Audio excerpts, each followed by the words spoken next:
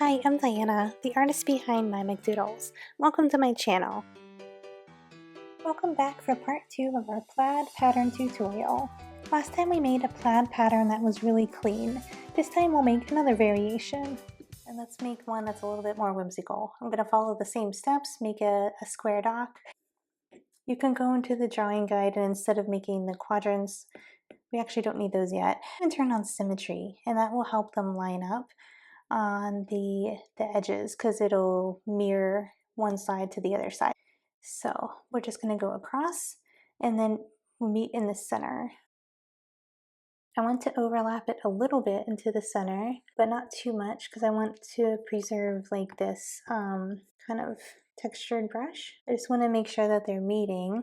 So I want to keep the stripes fairly straight without too much wiggle. Like this one has too much wiggle, I can see already, but I don't want them to look like perfectly straight across either. So I'm just kind of eyeballing it here to see how much to overlap in the center so that it doesn't look like a bump, but I also don't want it to look perfect, so it's really just your preference.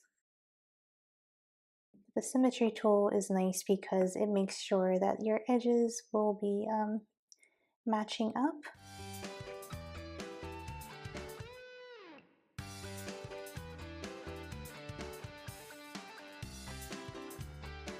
Okay, before I go any further, I want to make sure that this doesn't look weird when it's repeated.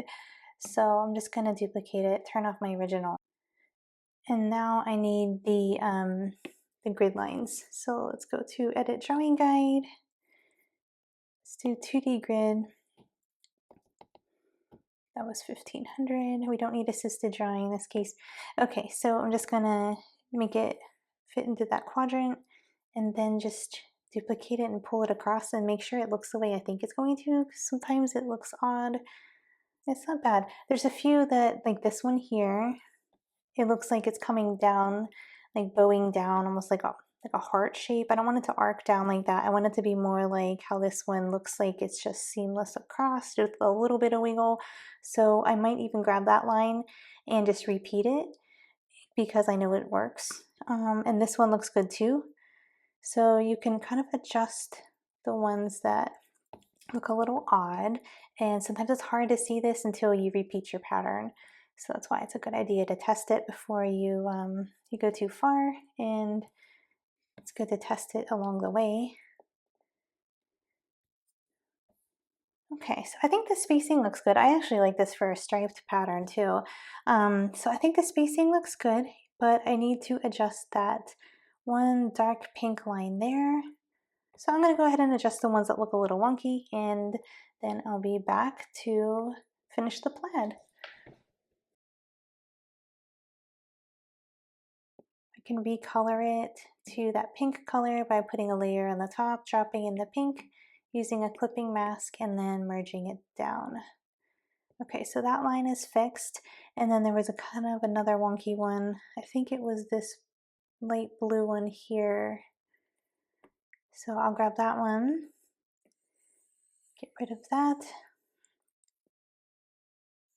Let's use that one instead, copy and paste that. Did it work? Yeah, okay.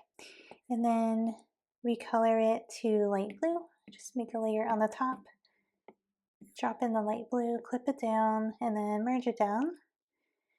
And then merge all of that together.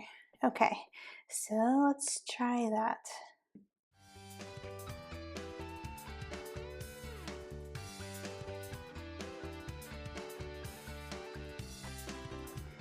Okay, so that looks good. One thing to notice is, see how this is not cropping it as a full square? It's because there's no background. This is a transparent layer.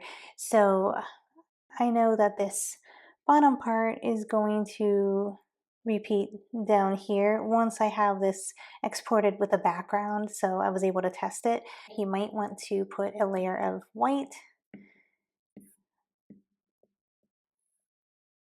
and because this background color, it's not going to repeat. When you export it as a JPEG, it'll have a background, but right now it doesn't have a background to move around with it. So because my image doesn't go clear to the top, it was snapping with that like extra negative space there. So you would grab both of those and group them together. And this is the group that you would repeat. See how it includes the white?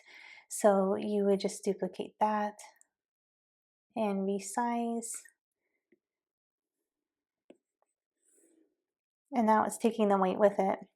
So it should be snapping properly instead of leaving that like little gap.